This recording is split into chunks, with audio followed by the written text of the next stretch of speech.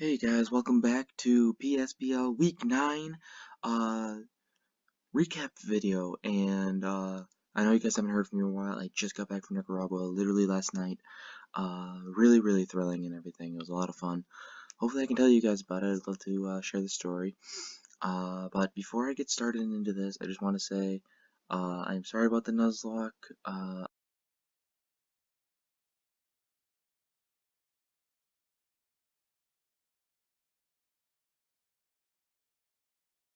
If I couldn't really make any more videos. So I'm behind 2 episodes, probably going to be behind 3 episodes, if I'm going to be completely honest with you guys. But I'm going to try my best to get caught up and with that. But without further ado, let's just get right into it. Last week, right now we have the Trenth Dragonites versus the Ultra Beasts, and we have Mega Aggron, Celesteela, Tapu Koko, Vaporeon, and Claydol with Flygon, versus a Bronzong, Neolego, Minior, Mega Scizor, Shaman, and a Crocodile. Right off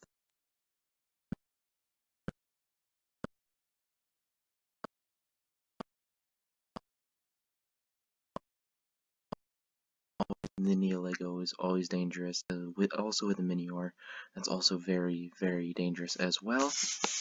So let's get right into it. I'm a little slow today, so I put all these things on slow as well. We have Aggron going one-on-one versus the Bronzong. We can see the Fire Punch coming on, only does about 30% to it, as the Stealth Rock comes up for free. As we can see, the only hazard removal is the Claydol on the Dragonite's team.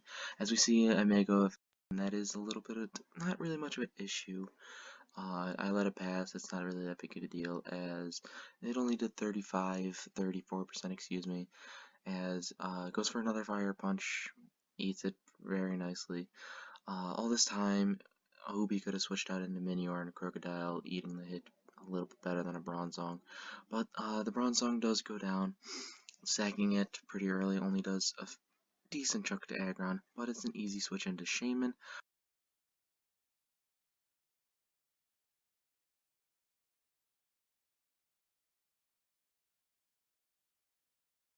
Flygon comes in, goes for an outrage, does not kill it, as the Seed Flare is doing a good 70% to it.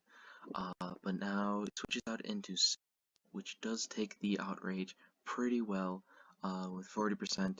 Not as well as other things, but it's still pretty well. As a free switch into Claydol now comes out, as the Mega Evolve into a Bullet Punch only does 30%. As this now switches out into Neolego on the incoming Reflect, which is very nice to see, as they decide to pull out a double into Minior on the Earth Power. Nice, I don't know if it was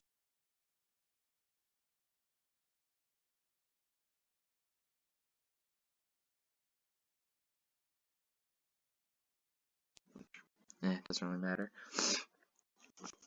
As now in Acrobatics does not kill Claydol because of Reflect, and Earth Power is able to not take out Minior because of the shields up.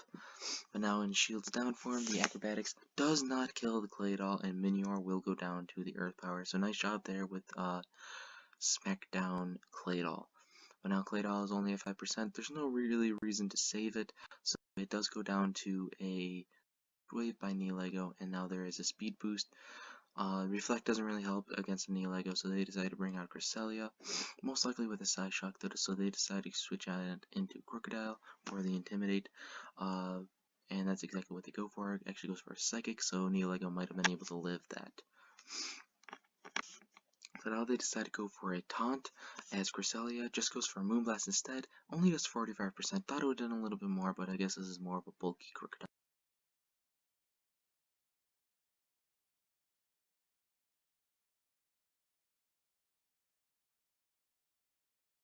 But it leaves Croc at 18% after leftovers, as it switches out into Scizor on the Moonblast. Only does 9% to it, but the special, we know how important that is for a Scizor. So now Crest goes for a Moonlight on the Scizor's Roost, so now they're both basically up at full, as Crest decides to call mine now on the knockoff by Scizor, as a Bullet Punch also comes from Scizor on the Cresselia's Moonlight again, bringing it back up to full, and now we're basically where we started a couple turns ago on the Calm Mind now.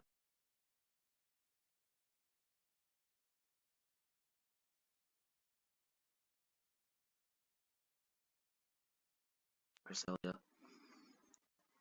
is just going to Calm Mind up and try to sweep with this, as that's not going to do a lot. And I do believe Cresselia will sweep with like this. I'm not entirely sure. I don't really remember. Just 34 there. Goes for another Moonlight. He gets it up to full again. As another knockoff, only doing 34. A lot of spamming and everything. Another Moonlight. I don't know what the Dragonites are trying to do here. Trying to hope for a switch or something, but I'm not in another Moonlight. What the heck? This is kind of am I in a loop right now? They decide to go for Psychic Then only does 45 to it. Goes for another knockoff. My gosh. Goes for a Moonlight again. On a Roost that time. I don't know if they're trying to predict a Roost or whatever. I don't know. So they decide to Calm Mind this time. And another knockoff.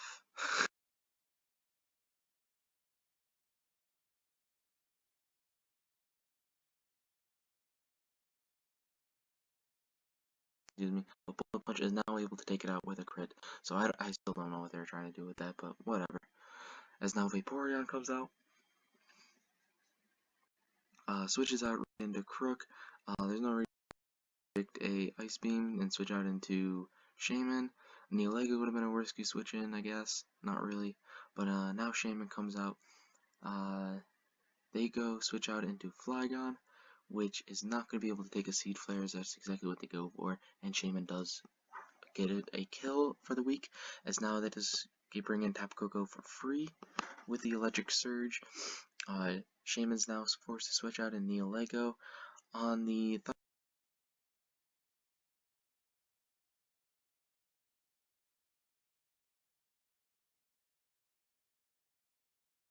crit of its own, but not able to kill this time.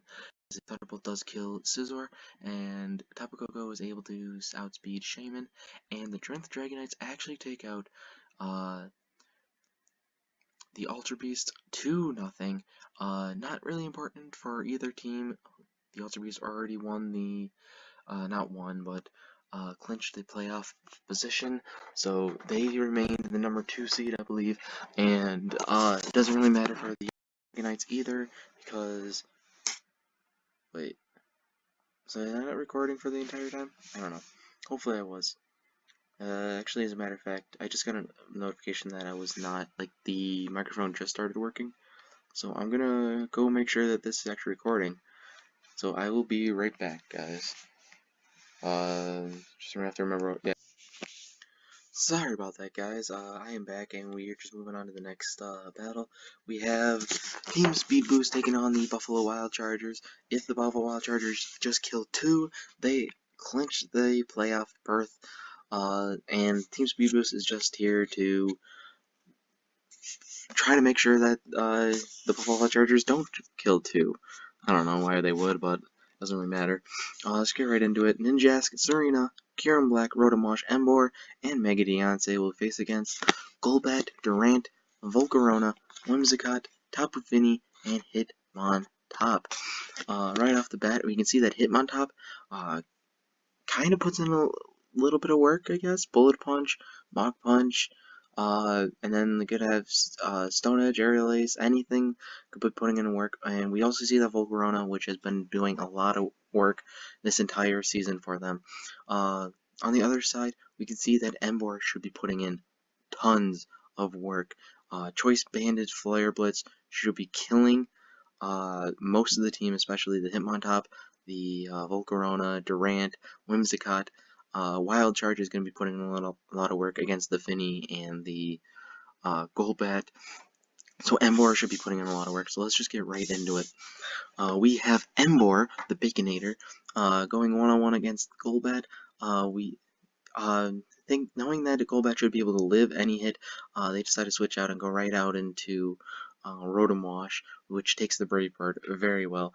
It then switches out into Whimsicott on Volt Switch, keeping up the momentum by the speed boost.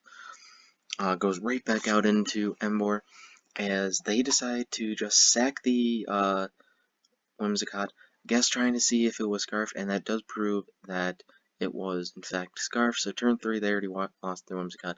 Goes out into Tapu Fini, knowing that they're gonna have to force going to Flare Blitz. Just got to go for a Surf on this Arena switch in. And then they decide to go right out into Golbat. On the U-turn, still momentum is on the side of Team Speed Boost. Switches out into Gemini, the Mega Deoncé, as they switch out into Hitmontop. Mega evolves into Mega Deoncé and goes for a Power Gem, which does not do a lot at all to Hitmontop. Deoncé switches out into Ninjask on the Hitmontop's Bulldoze, which obviously does not do a lot. Bullet Punch is going to do 36 to the Ninjask on the Swords Dance. Has now Ninjask is sitting at ×2 attack. He goes for a Protect on the Bullet Punch again. Does not do a lot. Well, it's not doing anything because it's behind a Protect. As now they are at ×2 in both, and they decide to put on Baton Pass right down into Emboar on the Bulldoze by Hitmontop, killing one. And that just leaves one more to kill for the Wild Chargers for them to go to the playoffs. Now Serena comes out and the switch into Durant, goes for a knockoff. Doesn't he go get rid of the Choice Scarf? And Serena now switches out into Rotom, goes for an Iron Head, does only 13%, and that was even with a crit. Shows how bulky Rotom is. Durant goes for an X Scissor there, only does 35, as the full switch does in fact kill the Durant. As now they switch out into Kyurem, as Hitmontop is able to come out. I remember this pretty clearly, showing that it probably does have Mach Punch as they go out into Ninjask again, eats that Mach Punch pretty well, as they decide to go for another Bullet Punch, as Swords Dance does come out for a Ninjask. Realizing that they're not going to be able to live another Bullet Punch, they just decide to sack it. As now the Buffalo Wild Chargers are indeed in the playoffs, and Rotom Wash comes out, able to live a Mach Punch with 11%, goes for a Pain Split, not what we wanted to see when we were fighting, but a critical hit on the Mach Punch as they just decide to go for Pain Split again. We were looking to switch into something, but we didn't want Rotom Wash getting even more health. Hitmontop does in fact get another kill as Serena comes out again, goes for a knockoff, not able to kill that time. As this time we go for a Bulldoze, trying to slow it down a little bit for like a Golbat to definitely outspeed it. As we go for another Bulldoze, just to get damage off on it, as Serena goes for a knockoff and killing the Hitmontop. Thinking that this thing is probably Bandit or Scarf or anything, we decide to go out into Volcarona. Easy setup for it. Kyurem comes out. Now we think that we're able to just sweep from here with this one Quiver Dance, go for a Flamethrower, but then find out that it is Assault Vest, and Kyurem just destroys Volcarona with an Outrage. See that they are locked out in an Outrage, we go out on top of Finny. Finny is able to kill it with a, well, first, live an Outrage very easily, obviously. Kills it with a Moonblast, able to take it out. Oh, yeah, it kills it with a Moonblast. Obviously, you can take it out. But anyway, Serena now comes in. They decide to go for a Drop Kick. Not able to kill Tapu Fini, as now Fini is able to deal 30% to it with a Moonblast. And now predicting a, well, not predicting a switch, excuse me. We go out into Golbat on the Drop Kick again, which does lower the attack a little bit. They switch out into Deoncé, we go for a U-turn, predicting their switch, go right back out into Finny. We know we live a Moonblast at this level, and that is exactly what they go for from our Moonblast. We thought we were able to kill with a Surf, but the special attack does drop. They are able to live on 23, and able to kill us with a Moonblast. We thought it was all done. It was we said GG, they said GG. So then we go out into Golbat. They go for a power gem, and we lived on 10%. We go for a Brave Bird. We actually kill the Deontay. We live on 5%. And now the moment of truth. Do we outspeed, and do we kill? We weren't 100% sure that a U-turn would kill, so we decided to go for a Brave Bird instead, and it was actually a 0-0 tie with the team speed boost, but it said that Showdown said that the Buffalo Wild Chargers won the battle, so that is what we are going to go for. It is a 0-0 tie, technically, but with a win to the Buffalo Wild Chargers. A very good battle against Team Speed Boost. And the last couple turns, if they switched out into Beyonce on our first Brave, excuse me, if they switched out into Beyonce on our first Brave Bird, dealt damage to Serena, then the Power Gem would have been able to kill Golbat after that recoil damage. But nonetheless, very good battle to Team Speed Boost. I wish them luck, both luck in Season 3, which more information will be coming out in the whole season recap video I'll be doing later. So let's go out into Team Eon versus the 64s. This is one of two battles that does not matter. As you can see, that we only have 4 battles this week. I forgot to mention that at the top of the video. Let me try to think if I remember the team name. Team Speed, not Team Speed, it was Team Build Up and Team Needle Kings and Queens. They did a double forfeit. Their battle didn't really matter. They're in the bottom of the whole standings, so they decided that their battle did not matter, so they did not do it. Not a big deal, but anyway. These two teams decided to battle out, which I respect that. More power to you. Yeah, basically, I like how you guys just finished out the season strong. I respect that. We have Mew, Entei, Primarina, Cofagrigus, Venomoth, and Celesteela versus Infernape, Sawsbuck, Mega Alakazam, Hydreigon, Togekiss, and Jirachi. Team Hacks versus, I don't know, kind of looks like Stolly between Cofagrigus and Celesteela and Mew. Offensive with Entei. Let's just get right into it. Excuse me, I'm sorry about that. As Entei leads off against Hydreigon, switches right out into Primarina because Primarina is basically able to wall anything Hydreigon throws at it. Switches out into Alakazam on the Moonblast, able to kill it one shot. Unfortunately, that was showing that Primarina is most likely Specs. Air Slash comes out, not able to flinch Primarina, but Togekiss is able to live on 18% after the Moonblast. Goes for an Air Slash again, not able to kill it. Not able to do a lot, I should say, as now a Shadow Ball only does 17% to an Hydreigon, as Primarina comes out again on the U-turn. Nice prediction there by the 64s, as now Sawsbuck comes in, as Sawsbuck actually pulls out a double right out into Jirachi as the Celesteela comes out. Not what 64s had in mind, so they decided to U-turn right on into Infernape on the incoming Autotomize. As now Celesteela switches out in Primarina because they know they can't do anything on the Flare Blitz. Lives on 2%, but it doesn't matter because Infernape is able to outspeed and kill with Flare Blitz. As now we're sitting at a 1-1 tie, 1-1 as in Lost Mons. As Mew now comes out, goes for another Flare Blitz, does 58% and gets the burn. Synchronize does not matter because it is a fire type.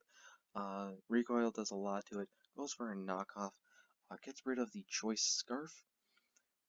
As apparently all the mons in the 64s were Choice Scarfed, which was weird to me, but I guess that's what they did to end the season. But still, they did a battle. As another Flare Blitz comes out on an Entei, does not do a whole lot, does 30%. As an Extreme Speed comes out, does 47, as we know that it is in fact going to kill the Hydreigon, and it does. So now they get a free switch into Jirachi in case the Entei is banded, which I do believe it is, although I do not know for certain. As another U-turn comes out on the incoming Cofagrigus, we get an error message. That's really weird. Whatever. As a Flare Blitz only does 36, getting rid of the Iron Fist.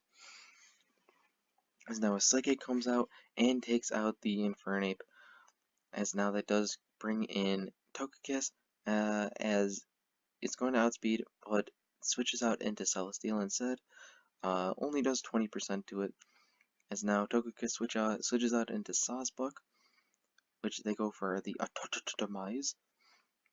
On the switch into Sawsbuck, goes for another Atototomize. I don't know why, but anyway, goes for a Jump Kick, does pretty decent damage to it. Celesteela then goes for a Heavy Slam, not able to kill the Sawsbuck, but then Sawsbuck's going to go for another Jump Kick, which leaves Celesteela at 14%. Heavy Slam does in fact take out Sawsbuck, and they get the Attack Beast boost. And now Jirachi comes out. They decide to go for Live on the Earthquake at 10%, goes for his Zen but does able to take out the Celesteela. That just means that Entei is now able to come in and sweep with basically any move they want, even if they go for an extreme sweep, should be able to take out Jirachi, and it does. I don't think the critical hit really mattered. But now Togekiss comes out and is going to die to the extreme speed. So thank you to both for battling. Very good job. I respect both of you for doing that. Speaking of respect, I do not respect this battle at all. And you will see why in a moment. It is not because the already Mega Houndoom. That is the least of my worries, honestly. We have Thundurus, T, Type Null, Alolan Ninetales, Gligar, Toxapex, and Terrakion versus Orlando T, Torkoal, Mega Houndoom, Hariyama, Heliolisk, and Licky. There's really no point in saying going over team matchups, because you'll see why in a moment. We have Type Null versus Torkoal, and Protect, fine. Scouting, you're the first move. Fire Blast, not going to do a lot. But that's the only move that Polly put on all 6 of his Mons. And that's seriously it. Just goes for Protect.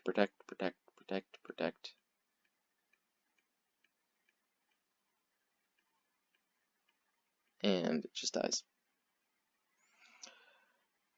The reason why he did that is because that was the only way that I would, with the Buffalo Wild Chargers, would be able to pass them in standings. Because we are now 6-3-8, they are now 6-3-7. So that means they face against the Sundance Kids in round 1 in the playoffs.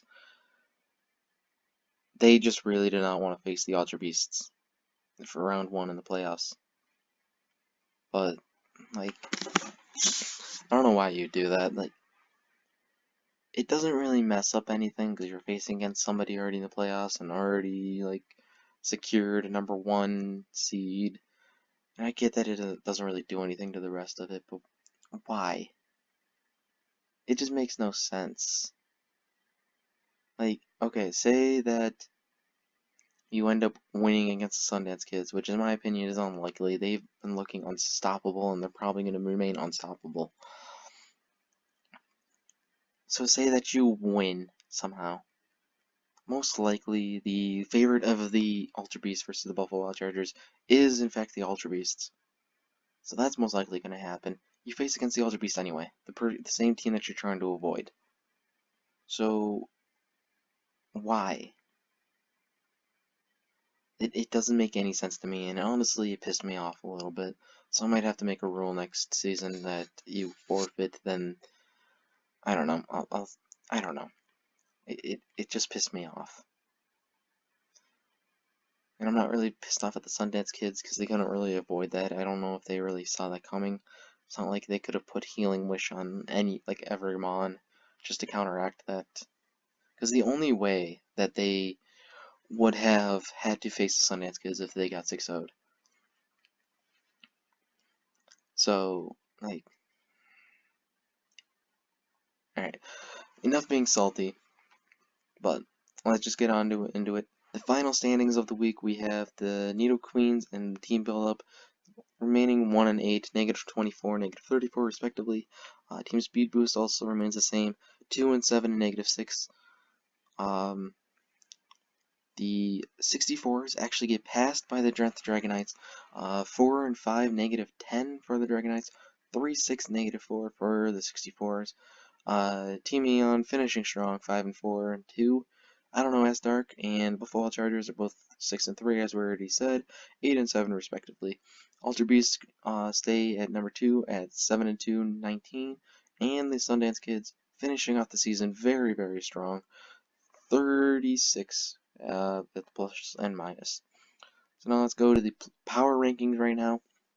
Have Team Build-Up, Needle Kings and Queens, Team Speed Boost, 64s, Dragonites, Team Eon, I don't know, S-Dark, Buffalo Wild Chargers, Ultra Beast, and the Sundance Kids. If you want to know why I did that in that order, you can go find out yourself on the Power Rankings tab.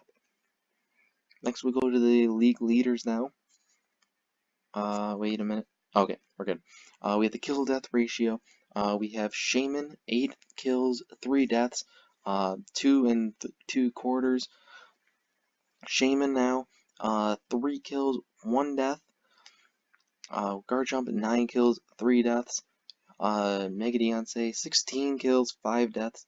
Hariyama, 4 kills, 0 deaths. Scizor, 8 and 2. Venusaur's 9 and 2.